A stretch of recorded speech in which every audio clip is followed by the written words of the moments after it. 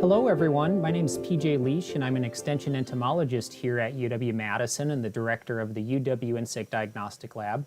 Thanks for joining me today. I'm excited to be talking about insects in home gardens and ways that you can manage and deal with those pests, but also reduce impacts on the environment and protect beneficial organisms in our garden, such as pollinators and predators and parasites that may be helping control those pests.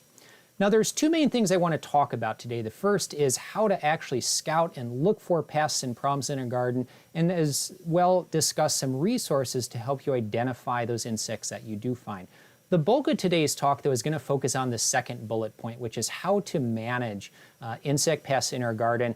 And the main take-home message I will mention up front is that there's a whole bunch of different techniques that you can use, but you really need to tailor them to your specific gardening situation. What I mean by that is some folks have big gardens that might be a couple hundred square feet. Other folks may have small raised bed gardens that are only 5 by 8 or some similar size to that. And so that's going to impact the amount of resources you can use and the techniques that you can use. You also have to think about the amount of free time that you have. If you work a 9 to 5 and can only spend time in your garden on the weekend, that's very different than someone who might be retired and can spend an hour or two in their garden every day. And that's going to influence the types of management approaches that we can use. Now, two things I just won't have time to talk about today: how to manage and deal with specific insect pests. That's just beyond the scope of today's talk. Rather, I'm going to focus on very broadly different management techniques. I also won't have time to get into discussing specific plant care scenarios. Now, before I discuss today's topics, I do want to introduce a couple of really helpful resources. And today's talk is really based on this book on the left, IPM for Gardeners by Ray Cloyd, Phil Nixon, and Nancy Pataki. This is a relatively new book, and if you're interested in the overall theory and practices of managing pests in gardens, this is an excellent book. A lot of good details in there. And again, today's talk is kind of a condensed Cliff Notes version of that book. So if it interests you, I'd encourage you to track that one down. Otherwise, if there's a single book to purchase to help you identify and understand the insects in your garden, I would highly recommend this book on the right, Garden Insects of North America by Whitney Cranshaw and Dave Shetlar. This book is several hundred pages long. It's loaded in color photographs and important details about how to identify and understand the biology and life cycles of insects found in gardens and yards in general, because this book does also discuss insects that are found in trees and shrubs as well. So really a great resource. There's also a chapter to help identify and understand beneficial organisms. Here at UW-Madison Extension, we do have a number of really helpful resources to help you out in your gardening with your gardening goals. The first is our website, hort.extension.wisc.edu. That website serves as a repository of all sorts of informational fact sheets that discuss insects, diseases, general horticulture topics, and so on. But also on that site, there is a way that you could submit gardening questions and get them answered by an extension expert. So you can submit your name, your question. There's even a way to upload photographs that will get sent to someone in extension who will get back to you and help you out with your gardening questions. Now, when it comes to your actual garden and finding those insects, the single most important thing you can do is scouting. That means you're going out looking for the insects. If you don't spend a whole lot of time in your garden, it may seem like problems pop out of nowhere. But in most cases, those problems have been present, kind of smoldering at a low level and maybe increased over time. So the way to do this to look for insects is going out and doing visual inspections and looking for clues that something may be amiss. That may be holes in leaves or notches in leaves. It may be discoloration or distortion of plant tissue. And we'll talk more about those clues and what they could mean in some of the coming slides. In terms of timing, when and how often to do this, ideally, if you could do it daily, that would be excellent. I realize, though, many of us have realistic time constraints due to family matters or work and things like that, and we might only be spending time in our garden on the weekends, and that's perfectly fine too. But if you can scout at least once a week or more frequently, that's really helpful so that you can stay on top of what's going on in your garden. A couple of really basic tools can also be very helpful to look for and identify insect pests in your garden. One of my favorite tools is a magnifier commonly called a jeweler's loupe. If you went to a jewelry store, they may use these to look at diamond rings and things like that. This is basically a magnifier that has about a 10x magnification. Really helpful identifying insects and scouting purposes as well. Another thing that can be helpful is a flashlight, and the reason I say that is many of our insects are active during the daytime, but certain insects are primarily nocturnal. They may feed or be active almost exclusively at night, and if we look for them during the day, they may be hiding. And so if you see something going on in your garden, you suspect insects are involved but can't find them, it may be worth the effort and time to go out after dark with a flashlight and look for them. And then lastly, one other tool that can be helpful, you're going to bump into insects that you just aren't sure what they are, and it's really handy to have some sort of Tupperware or other small container on hand so you can put the insect in there until you can identify it. That way you can take some time, dig into those resources, and figure out, is this insect a friend or is it a foe? Now, before we get into the details of managing insects, it's really important to understand a few basic details about insect anatomy, and that is their mouth parts, because that's how a lot of insects interact with our plants. They use mouth parts to feed on those plants. Now, there's two main types of mouth parts that we see in plant-feeding pests. The first type is chewing mouth parts, and these essentially function like a pair of pliers or a pair of scissors. So that's the tool that they have in the toolbox, so to speak. When they use these mouth parts, they're going to be physically cutting or tearing away pieces of plant material. As a result, we may see holes in leaves or notches in leaves, or in some cases the leaves could be gone entirely. Now, why is it important to understand this? There will be cases where you're going to go out into your garden and the insect may be gone entirely, or it may be hiding and hard to find. We can look at these clues and work backwards to try and figure out who done it in these types of cases. And so when we see holes and notches and other indicators to show us that it's an insect with chewing mouth parts in a home garden, that almost certainly is going to be either a caterpillar or a beetle of some kind. So we can start to narrow down our search and figure out the culprit. There are a few other pests from time to time that pop up, like grasshoppers and slugs and things like that, and even earwigs and sawflies, although those tend to be less common in home garden settings. Another type of insect mouthpart are sucking type mouthparts. So these are tubular structures that essentially function like a hypodermic needle or a soda straw. They're essentially restricted to a liquid or fluid diet. So they suck fluids from plants, and these insects couldn't chew holes in your plants if they wanted to. They just don't have the right tool in the toolbox to do that when you think about it.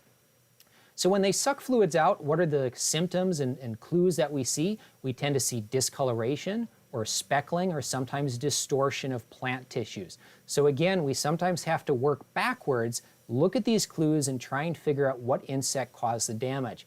Now, with sucking type mouthparts and these symptoms, it can sometimes be vague, and these symptoms can mimic other conditions as well, such as drought stress or fertilizer stress or herbicide drift. So if you see symptoms that look like this, you can't assume it's from sucking insects. You would need to do some additional detective work to really get a better idea of what's going on. Now, if insects are involved, there's one particular group that entomologists call the true bugs, the order Hemiptera. These are things like aphids, plant bugs, stink bugs, squash bugs, leafhoppers, and so on. These all have these sucking type mouthparts. A few other pests that we see pop up from time to time in home gardens would be spider mites and thrips. Also can cause damage that looks a lot like this. So again, the most important step in your garden when it comes to scouting and pest management is to look for and scout and then identify the insects that we have found. In my mind, once we've done that, the battle is half over. Because once we know what the insect is, it's very easy to look up some of those fact sheets or other online resources or dig into some of those books to learn more about the particular insect. We can learn aspects about their life cycle and their biology. Is this a minor pest or is it a significant pest that you really need to be worried about? Is it something that we might see again next year? But unless you identify the insect you're dealing with, it's very difficult and may not be possible to answer many of these questions.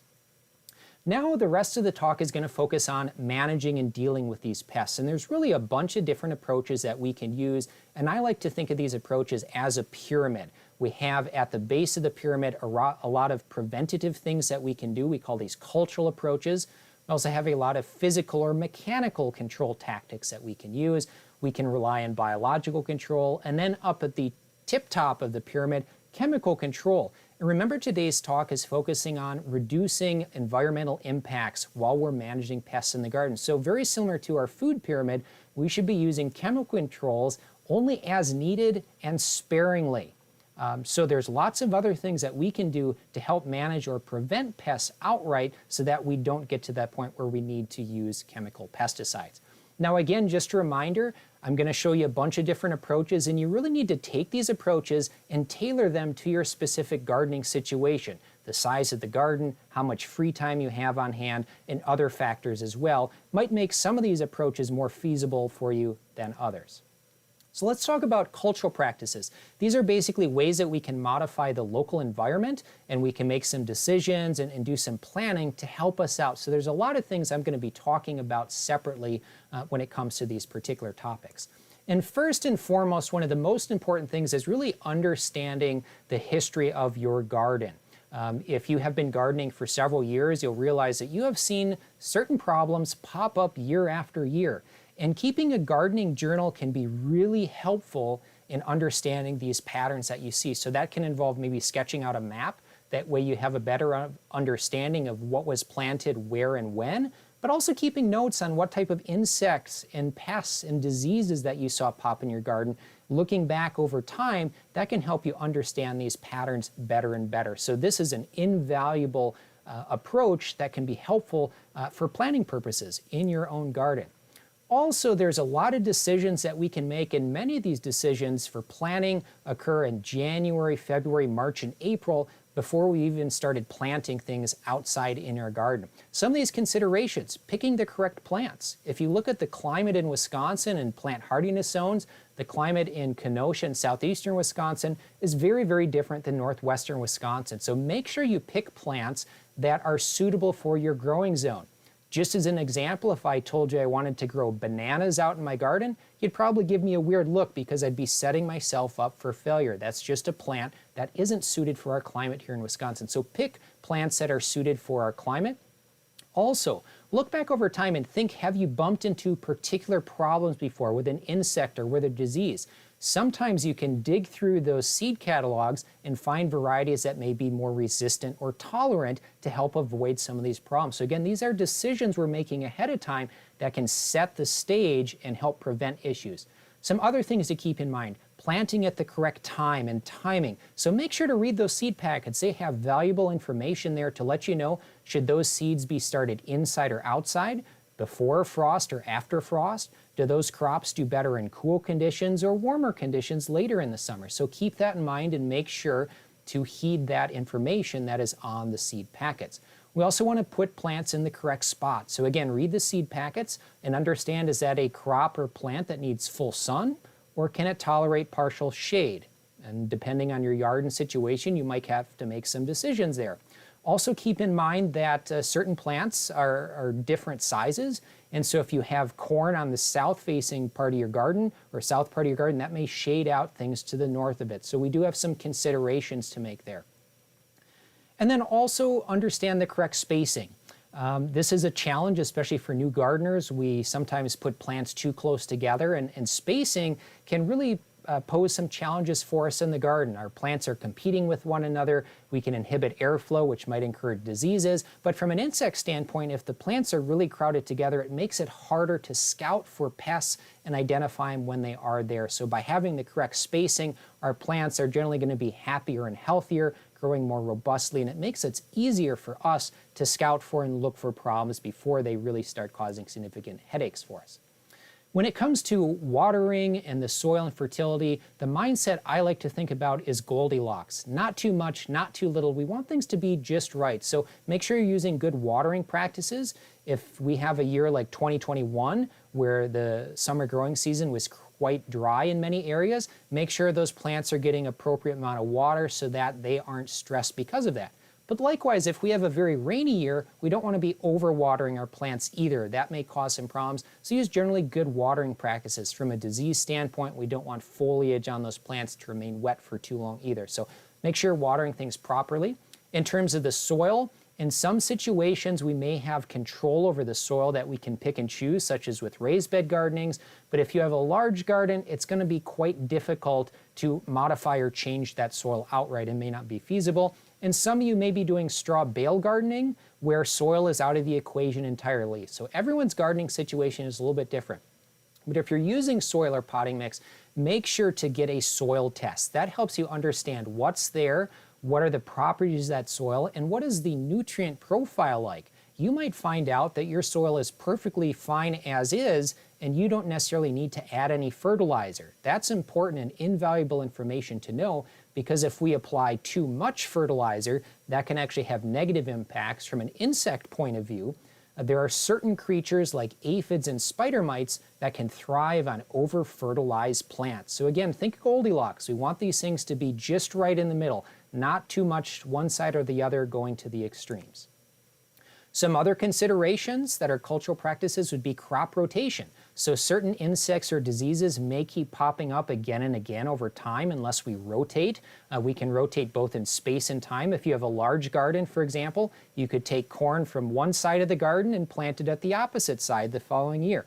That can be helpful. If you have a smaller garden where you can't move things terribly far, it may be more helpful and feasible to rotate over time. So you could skip a year or two for a particular crop and then come back to it at a later stage. So this can be really helpful for certain insect pests, but also diseases as well. And some important crops to consider rotating would be things like corn.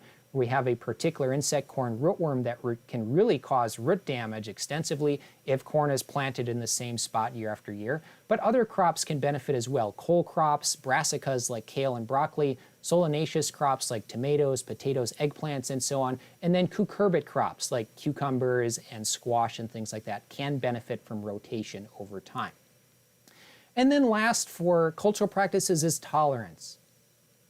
It turns out that a lot of plants can tolerate quite a bit of insect damage before yield is actually affected. So keep that in mind. If you're a new gardener, you may not have a stomach to tolerate a whole lot of insect damage, but realize some plants are really pretty robust. So think about beans and Japanese beetles. It turns out Japanese beetles can defoliate about 30% of the leaf area of bean plants, and yield will not be affected at that point. So you'll still have the same number of bean pods and they'll be just as big. If we get more damage than that, then yields are going to start dropping and we won't get as much of a bounty from our garden that year. But we can tolerate some fairly low to moderate levels of feeding activity. Now we also have to keep in mind the parts of the plants that we're concerned about. If we are concerned about tomato leaves, I may be able to tolerate some damage, but if the insects are feeding directly on the developing tomato fruit, I'm going to draw the line in the sand at that point and probably intervene. Also, we need to be aware that sometimes insects and plant diseases can interact with one another. So a good example would be cucumber beetles and a disease called bacterial wilt. It turns out that cucumber beetles can carry and transmit that disease, and they might only be present in low numbers in your garden and causing a little bit of nibbling here and there, but if they transmit that disease, that could be headaches for us later on in the growing season. So you do really need to understand the crops in your garden and also the pests that you're dealing with. That's going to influence how much damage we can tolerate from those particular insects.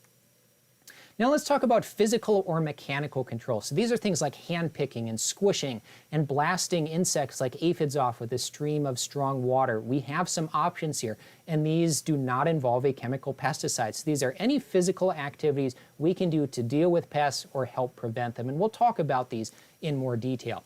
So first and foremost, getting good weed control can be really helpful. So if you have a smaller garden, hand picking or hoeing or using other tools can be very helpful. And the reason for that is weeds can do a number of bad things in our garden. First and foremost, they directly compete with our crops for nutrients. So if we take them out of the situation, that means that our carrots or tomatoes or other plants we're growing, they can get those resources and it's not being taken away by something else.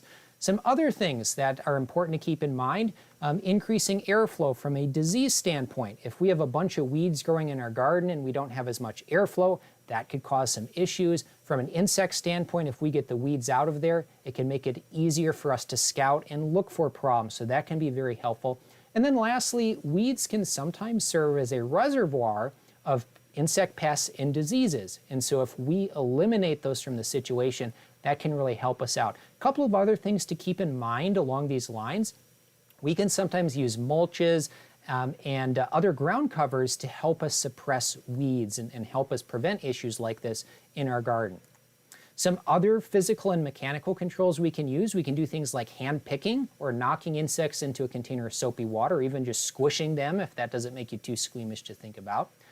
What's nice about these approaches is they have an immediate impact because you are taking one insect out of the situation.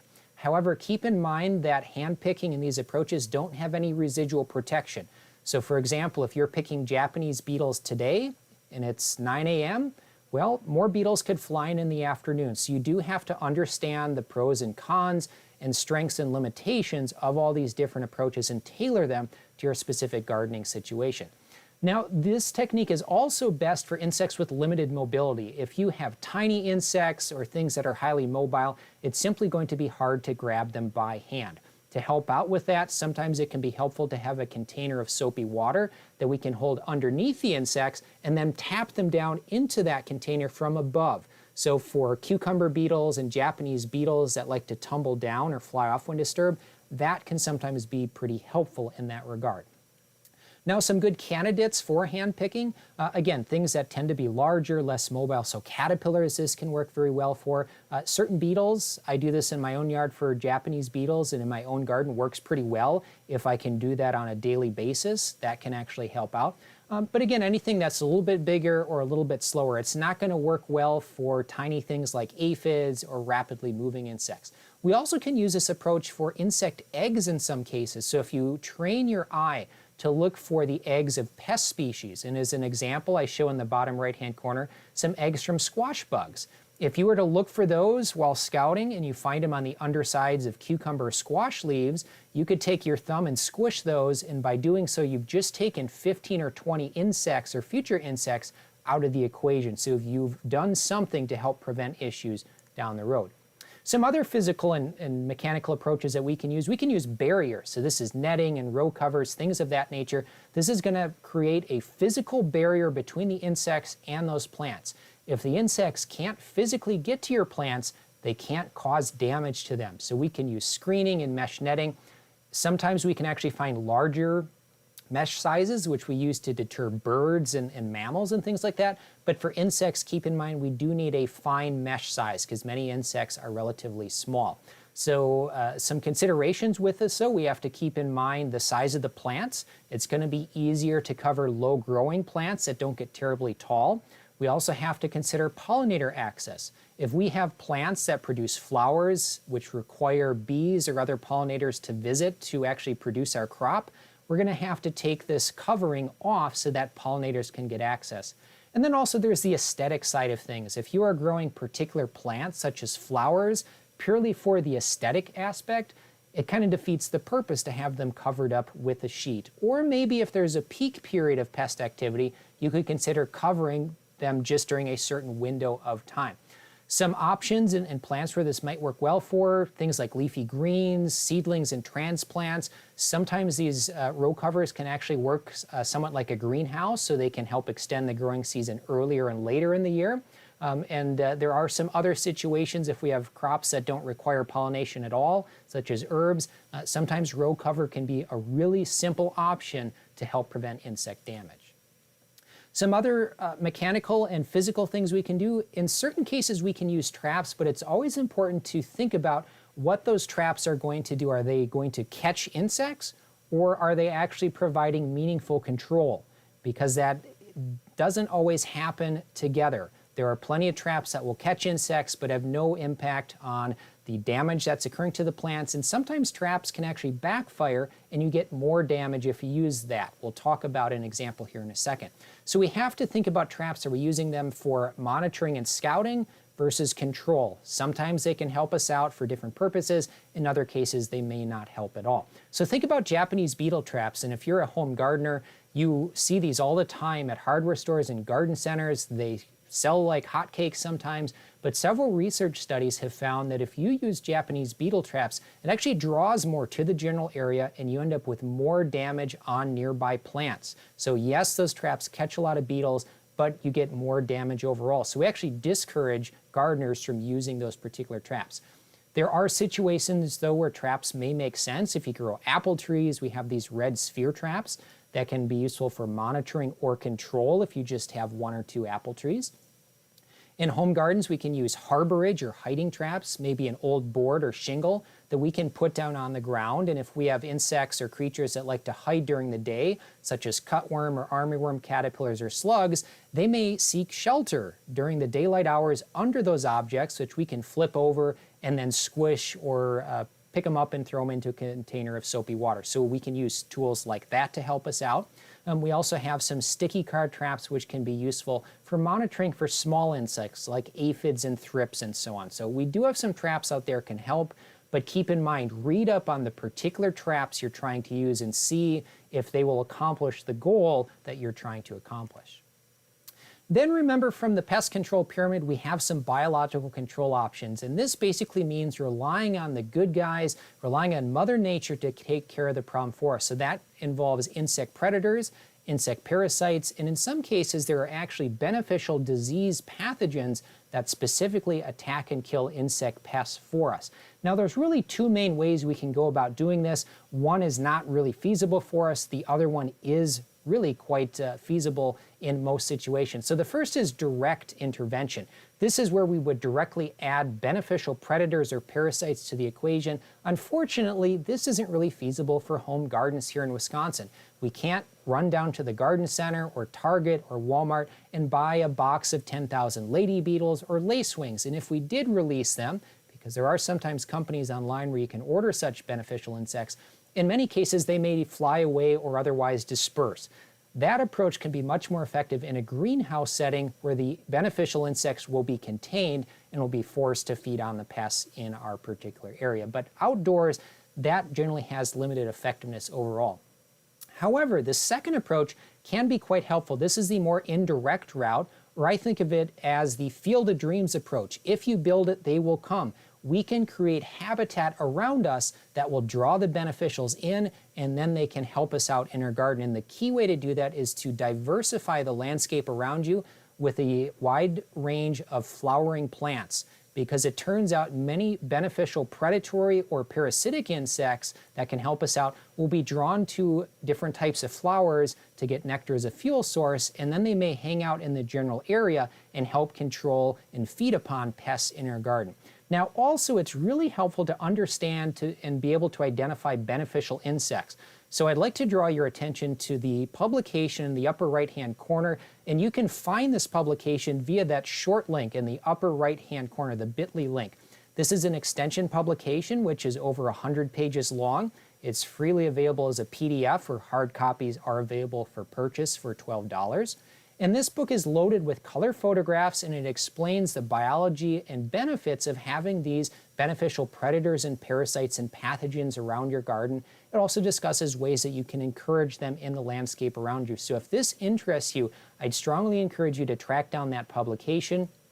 Also, the Garden Insects book I referred you to earlier by Whitney Cranshaw and Dave Shetler, that has an excellent chapter discussing beneficial insects that you're likely to bump into out in your yard. So recognize the good guys, because if that's all we're finding, or they seem to be taking care of the pest problem for us, we don't want to spray and take out the good guys. So keep that in mind, and biological control can be quite successful under the right conditions. And then just to finish up, I want to talk about chemical control. So remember, this is at the top of the pest management pyramid. We want to use chemical control sparingly and only if needed. Now there's 2 main types I'll discuss briefly. We've got biorational pesticides and also conventional ones. It's important to keep in mind that each product has a different personality, if you will. They differ in how long they last, how long you have to wait before you can harvest, the types of insects that they control, and so on. And just as a disclaimer, I will be showing some ingredients and also products, but this is not an endorsement. These are being included for educational purposes only. And always read and follow all the directions on the pesticide label. So we have biorational products. These are generally based on naturally occurring products or sources, so often plant-based, but not always. Many of these are going to be approved for organic gardening, and in general, they tend to be less toxic than our synthetic conventional products. and in many situations they don't last as long. And we have a number of options out there. I'm going to discuss the pros and cons of these here in a coming slide. We have insecticidal soaps and oils, pyrethrin, spinosad, and also Bacillus thuringiensis, or BT, which is a bacterial-based product.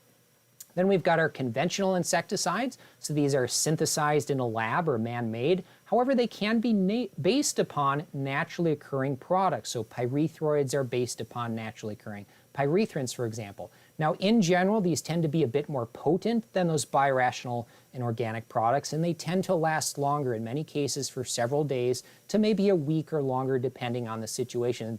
And these are generally broad spectrum products, meaning they can control pests, but they also have the possibility of harming beneficial organisms too. So we really want to reduce the usage of these if we're trying to reduce overall impacts of our gardening practices. And there's two main ones you'll bump into at the garden center. That would be the product 7, the older formulation contained carbaryl. And then there's a whole bunch of products that contain pyrethroid ingredients. These end in the letters THRIN, so permethrin, bifenthrin, cyfluthrin, and so on. They all work very similarly against the insects. And then just to wrap up by discussing some of the pros and cons of these different approaches, I have a table here to summarize some of the main points. So we see that some of the biorational products, like soaps and oils, really only work by contact. So you have to spray insect pests thoroughly. The soaps and oils primarily work against soft-bodied or squishy insects like aphids, caterpillars, and mites, and they basically work until they have dried, which can be a very short period of time if it's a hot sunny day. That might only be about 10 to 15 minutes. What's nice about these as a trade-off, they have a short harvest interval, meaning that you can spray and use these products to control aphids or small caterpillars, and you could harvest those same plants later that same day. We have pyrethrins, which come from a natural extract from certain types of chrysanthemums. These only work by contact, but they can work against a very wide range of insects, which unfortunately means they can pose risks for beneficial insects too. The good predators and parasites, they break down rapidly though, usually within a day, and they have a short harvest interval. So we could use it today and be able to harvest our products tomorrow. But again, always read your product label for those exact details. Then we have spinosad, a bacterial-based product, works by contact or ingestion, and it has some residual activity. It works for several days. So we could spray this on a plant, an insect could show up a while later and ingest it, and it would be controlled. Now, spinosad works best against chewing insects, such as certain beetles, caterpillars, and leaf miners, and so on. The harvest interval, though, does vary depending on your crop. Sometimes you might have to wait up to a week before you can harvest. Then we've got Bacillus thuringiensis, BT. This is an ingestion insecticide, so it has to be consumed by the insect so we can spray it on the plant. The insect will have to nibble on it to consume it and ingest it, and it works on their gut. There's two main strains, though, and you have to pick these carefully. Bacillus thuringiensis kerstaki works only against caterpillars. It's a very narrow spectrum product. BT Gallerii works against certain beetles, such as Japanese beetles. There's usually generally some decent persistence, several days, maybe upwards of a week. And luckily, these products are very specific to insects and essentially harmless towards humans and other mammals. So they have a very short harvest interval. You can essentially use them and harvest later on that same day in many cases. And then those conventional products, these work both by contact and ingestion. These have a broad spectrum of activity, meaning they could pose risk to beneficials as well as helping control the pests that we want. They tend to last longer, usually several days to maybe a week or longer, depending on the conditions. And also that harvest interval varies. So again, each insecticide product has pros and cons, and you have to make some decisions based on your particular desires. If you want to do no pesticide versus organic versus conventional and so on. But you have to pick and choose wisely. But again, with pesticides, we want to use this from the very top of that pest management period as a last resort and use them sparingly because, as I discussed, there's lots of other things that we can do to help prevent and minimize pest problems in our gardens. And with that, I'd like to thank you for your attention today and joining me as I talked about managing insect pests in your garden while reducing impacts to beneficial creatures and the environment.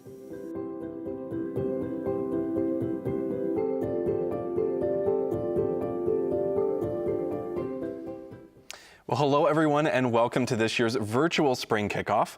We just finished learning about reducing our pesticide use in our garden management, and PJ is joining us now to answer the questions that you sent in live during the presentation. Before we get to your questions, a reminder that you can keep asking as we're chatting right now. Just drop your questions into the chat and we will get to them as we have time. So again, PJ, thanks so much for being here with us. We really appreciate you taking the time. Sure, pleasure to be here today, Ben. Well, before we dive in, we've got a couple questions from folks asking for either references to the books you shared or the links. And so I just want to mention that your presentation will be available online here shortly at wigardenexpo.com. So for folks with those questions, tune back into the Garden Expo website shortly. But our first question is coming from Libby, and she's wondering if the askwisc.edu page that you shared from Extension is available to folks not in Wisconsin. It is technically, and essentially when you go to the Extension Horticulture website, there is this Ask a Question page, and on that page there's a fillable form. So you say who you are and generally where you're located, and there's a pull-down menu where you can choose a Wisconsin county, or if you are from outside of the state, there's an option for that as well to let us know. Now, in some situations though, if you're outside of the state, we may have to direct you to your own more local extension resources. And a reason for that is sometimes we have pests that are not necessarily here in Wisconsin, or the biology may be significantly different in another state, or the management could be different. For example, we may have a pesticide registered here in Wisconsin, which may not be registered in New York or Florida or something like that. But in general, if you are in a nearby state, we can often answer a lot of the same questions. Excellent. So JB is wondering a question about the watering that you mentioned, sort of finding that Goldilocks level. They're saying that they have in-ground watering, and so are there general guidelines they should think about, or maybe best times of day to water? Yeah, so that's a really good question. In terms of watering, just a couple of thoughts. And again, I had mentioned the Goldilocks idea. We don't want too much, we don't want too little. So always pay attention to the weather. That's one of the main things in my mind. With in-ground in-ground water, especially if it is like a drip hose or soak hose, something like that, that can be really helpful in my mind, not as much from an insect standpoint, but from a disease standpoint. And my colleague and counterpart, Dr. Brian Huddleston, he is the expert that answers a lot of home gardening disease questions. But I know he would say we want to minimize the length of time that foliage remains wet for a disease perspective. Because if we have plant leaves that are sitting there damp for extended periods of time, that could encourage potentially some disease issues. So we can look at the time of day perhaps and see, is there a time of day that maybe that water is going to dry out quickly, so it limits the length of time. That could be a consideration as well. Otherwise, from an insect standpoint, in my mind, the timing isn't super critical. Again, it may play more into the disease side of things. And I'm assuming too that folks might have an automated watering system as well, so something that's on a timer. So are there ways that maybe, again, you mentioned looking to precipitation, so should people maybe not rely so much on the timer and sort of use that in a more manual way? Yeah, that's definitely a good thought. And again, if you are watching the weather and you know that we just got a half-inch of rain yesterday, it may not make sense to pour on additional water, during the overnight hours or something like that. So do take that into consideration. Perfect. Well, Lynn is wondering, she has a vegetable garden that she says is about 8 by 10 feet. And she's wondering for your crop rotation, sort of points, would that be a large enough space to rotate her tomatoes and peppers to make much of a difference, or they still would be a little too close together? Yeah, that may be small enough that crop rotation in space might not be able to do a whole lot. And you really have to also pay attention to, and I mentioned this in my talk, what are the issues that you have seen? And I mentioned the idea of keeping a gardening journal. So if you know that you saw a particular insect and particular disease last year, learning more about those individual problems can be really helpful. We know for diseases, sometimes the spores, for example, can last long times in the environment. And so rotating over a small amount of space might not help. For the insects, you would have to look and see, is this an insect that can't move a whole lot? or is it something that can fly around? If it's an insect that can fly and is very mobile, moving from one corner of the garden to the other probably won't make much of a difference. In a case like that, you could consider, though, rotating more in time rather than space. So maybe don't have the tomatoes or eggplant this year, maybe take a year or two off and then come back and put them back in. In some situations, that may help us out.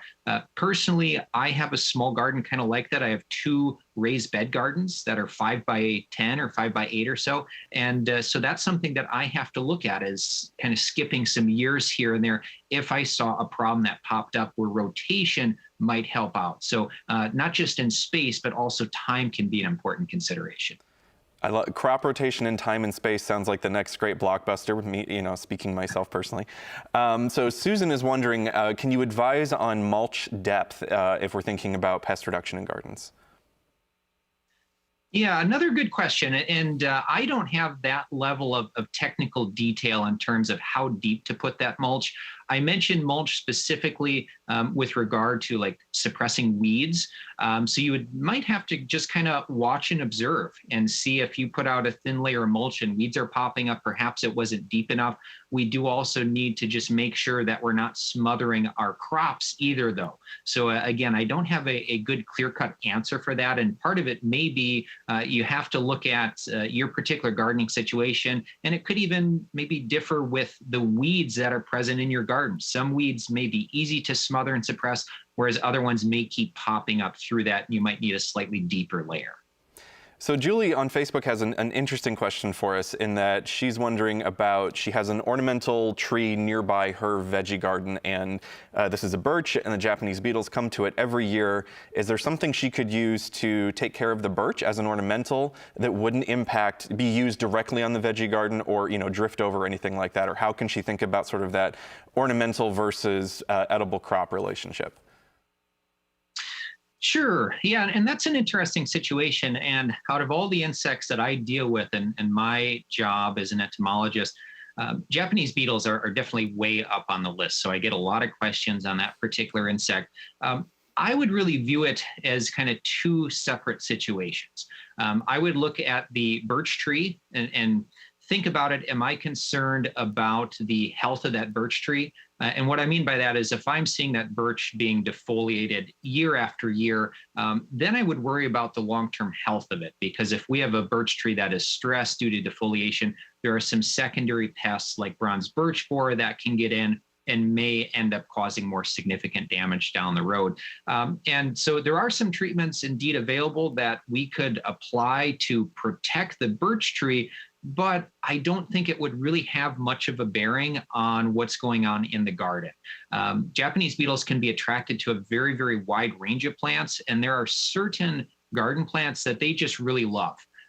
Japanese beetle is known to feed on at least 300 or so different types of plants. So yes, they like birch trees, but if you have plants in your garden such as beans, including pole beans, which they really love, you could treat that birch tree, but they're still probably going to be coming into the garden situation. So again, I would almost look at it independently as 2 different issues that you're dealing with. And again, if you see a lot of significant damage on that birch tree year after year, there are some products that can be applied to the soil, move upwards, and will protect the foliage. But again, I don't think that's really going to influence Japanese beetle numbers in your garden a whole lot. And a personal story as well. You mentioned sort of physically removing Japanese beetles from things like beans or other crops. Again, if you get squeamish around, again, that physical removal, I found that a dustbuster is an amazing little tool to bring out into the garden. Vacuum your plants every day, and then just empty that little canister into that soapy water as another sort of quick and fun way to get around it as well.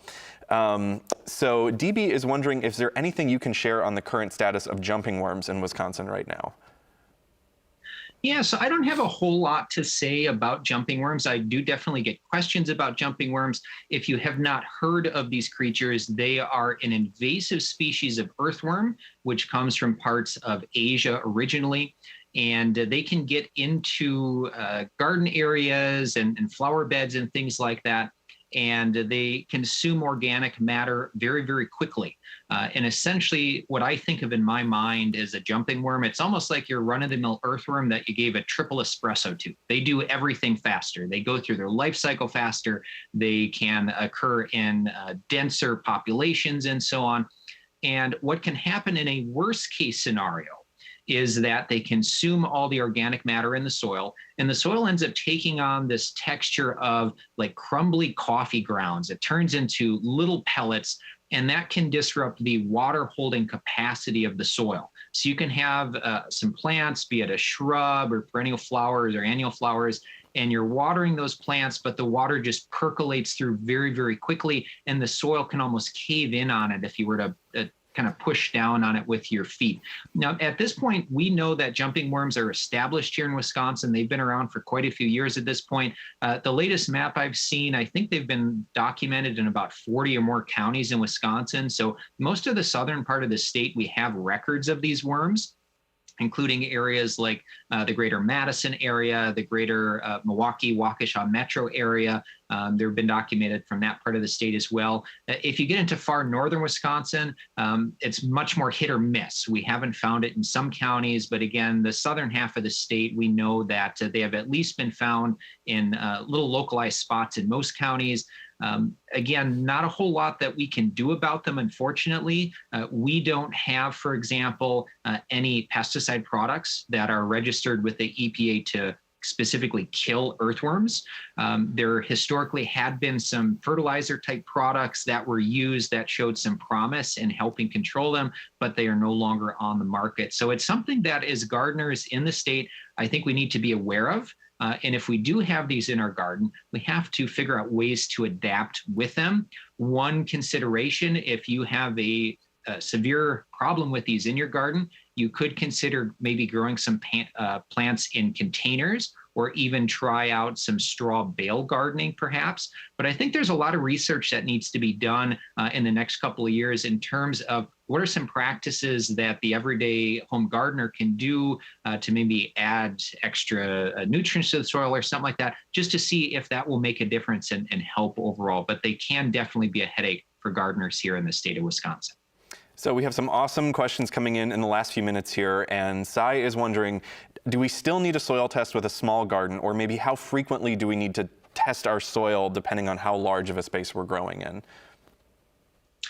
Yeah, that's a really interesting question to think about. I mean, in my mind, the more data we have, the better we know our garden. That allows us to make more informed decisions. Now, if you have put in a small raised bed garden and you had it, a couple years and things are growing well, then you might not necessarily need to test it as frequently. But at least initially, I would do that to know what your starting baseline is. Maybe consider checking it every other year. But if you notice some issues with certain crops just are not growing well, an every year soil test can be some valuable information. It's not a terribly expensive test to do. It usually runs about 15 to 20 bucks or so, thereabouts. And again, in my mind, the more data we have, that again allows us to make informed decisions. You can also look, though, at certain gardening situations more on the smaller end of the spectrum, where if we are purchasing and using soil or potting medium that already has fertilizer in it, it's sold in bags specifically for growing vegetables, that's probably going to have a pretty good soil nutrient profile to begin with. So you wouldn't necessarily need to test that. But again, if you have in-ground soil, at least when you start gardening, make sure you know that baseline and then consider doing it on occasion just to see if nutrient profiles and things are changing over time. So maybe every other year, but again, every year ideally. So our last question in just the last minute or so, a viewer is wondering, does a raised bed garden make a difference when it comes to reducing pests? Is there anything intrinsically better about raised bed gardening versus just gardening in our existing soil? Yeah, an interesting thought. From a pest standpoint, you could have certain pests that aren't as mobile. And so it may be harder for them to physically climb up and get into a raised bed garden. That could be a consideration. Again, a lot of our insects though are fairly mobile, especially if they can fly. And so if it's raised up a little bit compared to in the ground, that probably isn't going to make a whole lot of difference. There can be some benefits though from a plant health standpoint where that raised bed garden perhaps might warm up a little bit earlier. You can also really control the soil in there. So you might get better drainage, which could help maybe not as much with the insect side of things, but might help more with the disease side of things. If you have good drainage and moisture levels are a little bit lower, there definitely can be some benefits in that regard. In my mind, though, that raised bed garden, which is what I've got in my own backyard, can, if it's designed well, can allow you to scout things very easily. And especially if you have bad knees or something like that, it can be easier to check things when they're elevated a bit compared to in the ground. So there are some benefits to the raised bed gardens. Excellent. Well, PJ, thank you again so much for being with us today to share your time and expertise with all of us. We really appreciate you taking the time. Sure. Thanks for having me. Well, thank you again, everyone, as well, for joining us for this year's virtual spring kickoff. And a reminder that we are just getting started today, and there is so much more great content to come. And also a reminder that this event is made possible with your contributions. And when you support us at wigardenexpo.com, you are helping to make these free and accessible events available to all. A place where we can come together and celebrate our shared love of gardening and get excited for the season ahead. So if you'd like to contribute, you can visit wigardenexpo.com right now and click on Donate. We appreciate any amount you're able to contribute. Thanks so much again, and do stay with us. There is more to come.